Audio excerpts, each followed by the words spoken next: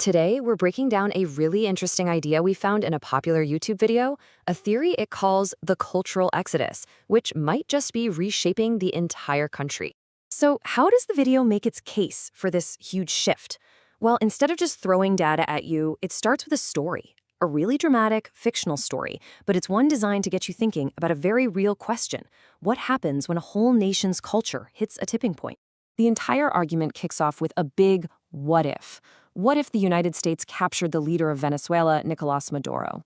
Now, the capture itself isn't really the point. It's used as a catalyst, a spark, meant to reveal these deep cracks in American culture. And right out of the gate, the source frames this as a cultural event, not a political one.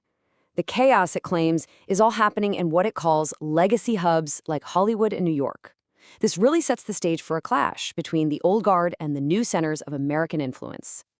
Okay, so from there, the video starts to build its case by zeroing in on the reaction from the so-called elites.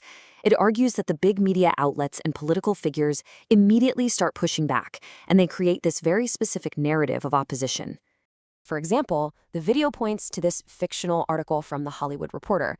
It argues that the language here, especially using a word like exploit, is totally intentional, that it's slanted to paint the whole operation in the worst possible light. And then we get this character, a fictional New York mayor who is described as a Hollywood favorite.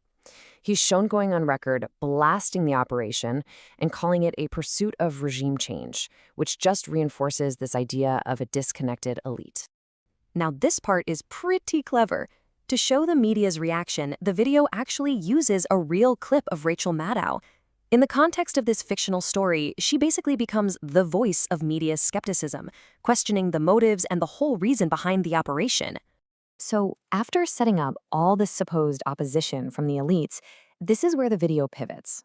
It starts to build its own counter-narrative, one that justifies the action and shows a totally different reaction from the public.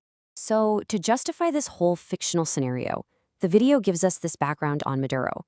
It actually pulls claims from deep inside that same fictional Hollywood Reporter article, arguing that he was never a legitimate leader and that millions of people fled Venezuela because of his policies. Then, we get these visuals of what the source calls communist rallies right in Times Square. The argument being made here is that these pro-Maduro groups are now the ones with the loudest voice in these traditional cultural hubs. And here is the key contrast the source wants you to see. The video immediately puts those protests side by side with images of actual Venezuelans celebrating in the exact same location. It creates this really powerful visual argument about who represents the real will of the people. So, this whole conflict is basically the launching pad for the video's main idea, the cultural exodus. The thesis is that the people, the talent, the very culture that used to define America are physically packing up and leaving traditional hubs like New York and Los Angeles. And this brings us to what the source presents as the hard evidence for this whole theory, population data. I mean, just look at this chart. It's pretty dramatic. Back in 1960, New York's population completely dwarfed Florida's. But you fast forward to 2020 and wow, for the first time ever, Florida's population is actually bigger.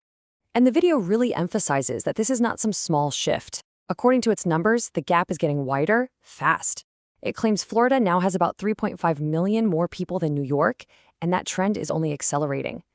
So if people are leaving, where are they going?